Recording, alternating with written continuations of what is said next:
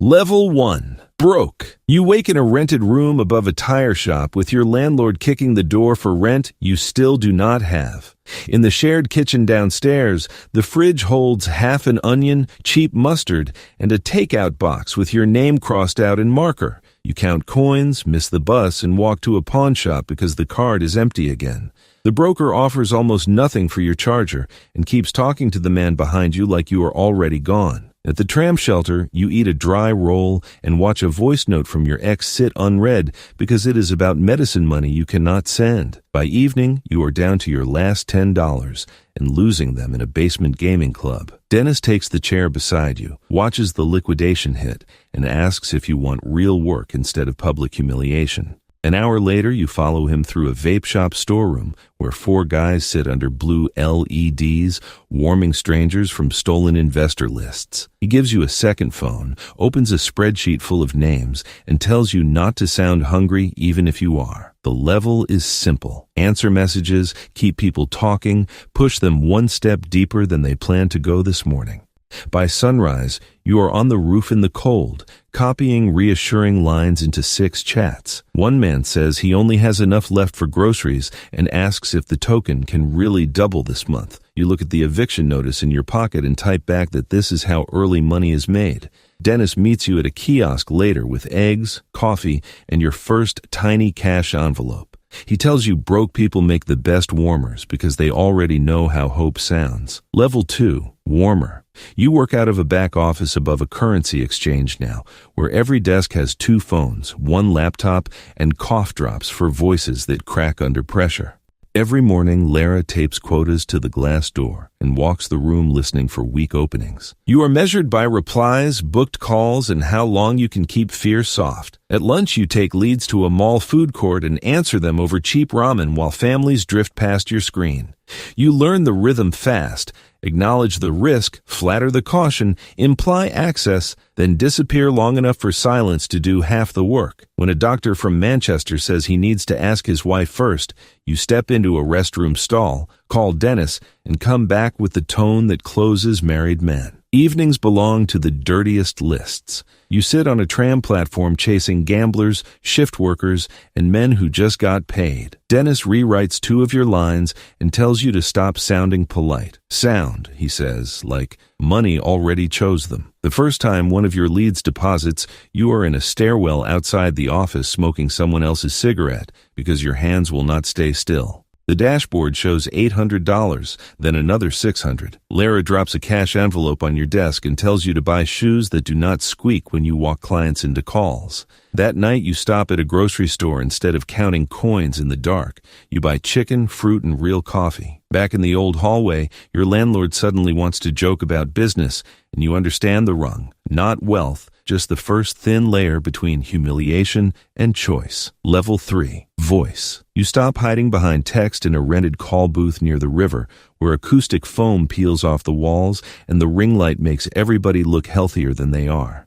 Dennis puts a condenser mic in front of you, hands you 3 founder bios, and tells you the market does not buy charts. It buys nerves that never shake.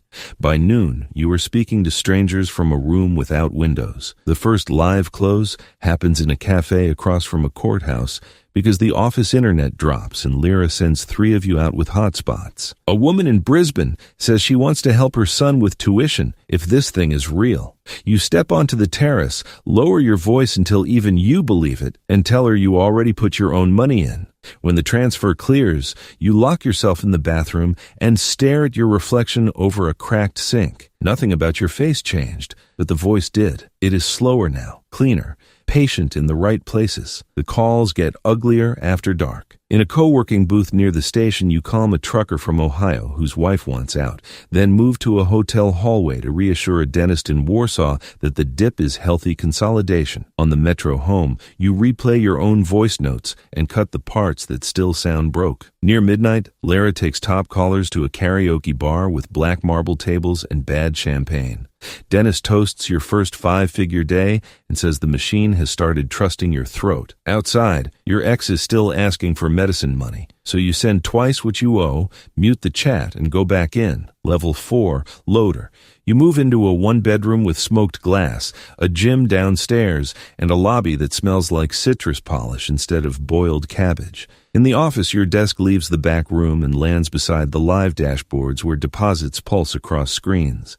You do not just calm people anymore. You move them from curiosity into transfer, from one transfer into a bigger one, from one wallet into 5. Mornings begin in a conference room with no windows where Lara maps targets against liquidity gaps and tells you which clients are soft enough to reload. By afternoon, you are in a black SUV headed to a currency kiosk, talking a Slovenian couple through a final tranche while Artem pushes fake momentum into the public channel from the seat beside you. The level's sticky scene hits in the lobby sauna of your building. A client from Belgium says he moved retirement money and now his bank is asking questions. Steam rolls off the tiles while you walk him through a fresh on-ramp with one towel around your waist and your feet on hot wood. Money changes your posture before it changes your morals. You stop checking prices in grocery aisles and start ending nights at rooftop lounges where nobody says scam out loud. They say pipeline, retention, velocity, narrative. Near dawn, you ride the service elevator down with a janitor who smells like bleach. On your phone, a doctor from Leeds asks if he should sell stock to buy more before listing week. In the mirrored wall, you catch your shoes, your watch, the cleaner haircut, and the building card on your belt. You tell him yes because loaders are paid to know when to press. Level 5. Closer. Flights replace promotions at this level. 1 week, you're in a service department in Tbilisi, the next in a hotel off Brickell. Lara stops giving you mass market leads. You get the ones with inheritance money, startup exits, and enough cash to mistake access for intelligence. Your mornings start in hotel breakfast rooms over black coffee while you read interviews, lawsuits, and tax liens on the people you will call by noon. By the time you step into a glass pod at a rented workspace, you already know who wants status, revenge, and the feeling of being early. A closer does not chase. A closer gets introduced. The sticky scene lands in the back seat of a Mercedes crawling past the bay. A former agency owner from Orange County says he does not trust anonymous teams. You send staged legal docs, a doctored cap table, and a photo of yourself at a conference you never spoke at. By the time the car reaches the hotel awning, 7 figures are moving. Evenings get brighter and dirtier at the same time. You eat steak with liquidity providers who never give surnames, then end up in a club booth where waitresses keep bottles coming without asking. In the mirror of a marble bathroom, you practice smiling, like a man who did not build his week on pension money and panic. At 3 a.m., you are back in a penthouse kitchen with Dennis, 2 laptops, and a skyline blinking through glass. He says closers never get to be innocent again because this is the rung where you start hearing the source of funds before you take them. Then, he slides you a key card for a better hotel and tells you money gets quiet enough up here to hear the screaming through the walls. Level 6. Lead. You stop sitting on the floor and start walking it. The new office is 2 stories above a private clinic. Your badge opens the side room with the withdrawal queue, the complaint board, and the sheet that shows which juniors are freezing on calls. Mornings begin in a white kitchen with 6 unread voice notes from closers who want scripts for angry clients. By 10, you are in a training room showing a new hire how to say risk managed without sounding scared. Then crossing the hall to rewrite follow-up chains for people who noticed the token stalled overnight. At lunch, you stand in a parking garage with Dennis while he tells you which withdrawals to honor this week. The sticky scene lands in a hotel corridor in Istanbul, where one closer starts crying because a Canadian client recognized his accent from another project that rugged last year. You take his phone, finish the call from the hallway floor with your laptop on an ice bucket, and talk him through the next lie while room service carts squeak past. Money is better now, but time is worse. You lease a nicer apartment and barely sleep in it.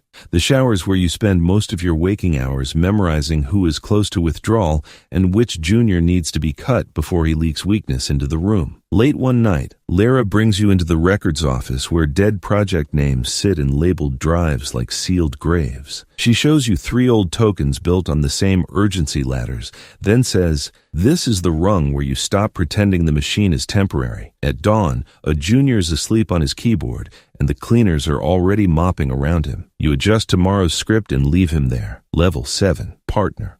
The promotion is not announced with applause. Artem invites you to a villa above the water outside Limassol, hands you a hard wallet across a stone kitchen island, and asks if you want to stay an employee or start getting paid like a man who can keep his mouth shut. The house has a heated pool and cocaine behind imported fruit. Your days stop revolving around clients and start revolving around flows. In a marina office above charter brokers and tax lawyers, you sit with Artem and two OTC guys while screens show wallet clusters and exchange windows. By afternoon, you are in the back room of a cigar lounge approving staged buys large enough to move sentiment without spooking the public channel. The sticky scene comes in a cold wallet room hidden behind a server closet in the villa, where Dennis shows you the real map. One chain for optics, one for team allocations, one for emergency liquidity, 3 more for people whose names never appear in decks or contracts. He tells you half your close money was bait to keep the front glowing while the back door widened.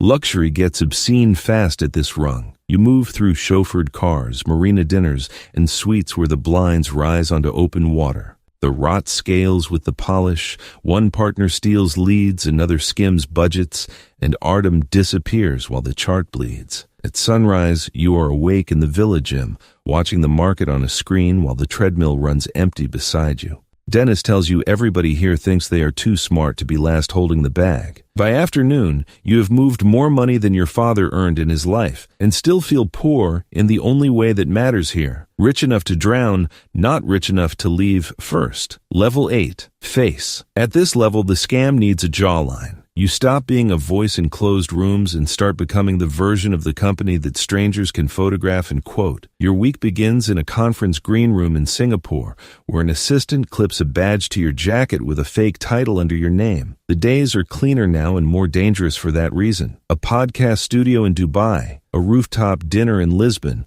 a VIP lane at the airport where nobody checks your cases as closely as they should. Artem sends you where trust must look expensive, but not vulgar. You wear better fabrics, and the same expression, alert, hard to rush. The sticky scene happens in a hotel suite before a founder's mixer, when a real builder from Berlin corners you by the minibar and starts asking technical questions no deck prepared you for. You answer 1, dodge 2, then lock yourself in the bathroom and call Dennis with the tap running. He feeds you enough language to stay upright. The level's luxury is all surfaces: lobby marble, private dining rooms, silk curtains, suites bigger than your first apartment. The dread sits underneath. Every public appearance creates fresh victims and exposure. Old clients can see your face now, and journalists can search your title and find biographies that do not match. Near dawn in a business-class lounge, you watch the market stutter on airport Wi-Fi, while cleaners wipe fingerprints from the windows.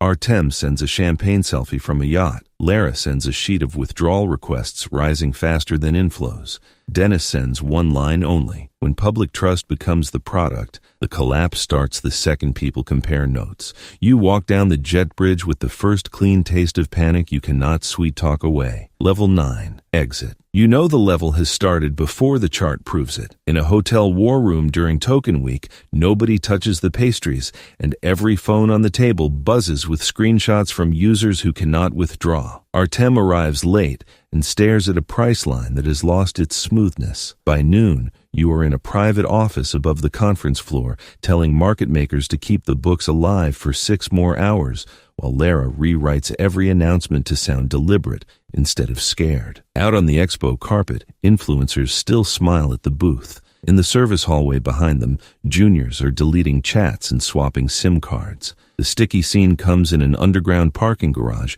where Dennis loads 2 black cases into the trunk of a rental sedan and never looks at you while he speaks. He tells you one chain is gone, one partner already flew, and Artem has been moving size since yesterday under a wall at the public deck called Locked. Dennis shuts the trunk and says the question came too late. The world starts shrinking by the hour. In the penthouse, the biometric lock rejects Artem's old code because someone reset the property account. At the office, the side room screens go dark as vendors stop extending credit. In a bank branch, the relationship manager says, "Compliance needs more time and avoids your eyes." Night lands with the token in free fall and the public chat turning from hope to accusation in 3 languages at once. You sit alone in a hotel laundry room because it is the only place with weak enough signal to log in after the DDoS starts and watch your permissions vanish from wallets, dashboards, and admin panels you thought were yours. On the folding table beside a humming dryer lie your badge and 1 key. Level 10, Street. You end where buses breathe diesel into the morning and nobody asks what you used to call yourself. 3 weeks after the crash, the hotel card stops working. The last stablecoins freeze on an exchange account you cannot verify, and the landlord of your old apartment laughs when you ask whether the place is still available.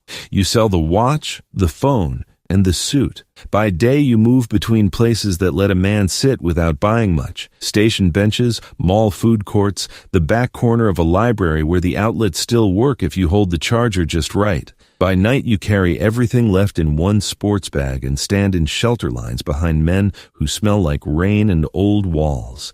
The crash arrives as denials. The sticky scene hits under a highway overpass when your ex finally calls.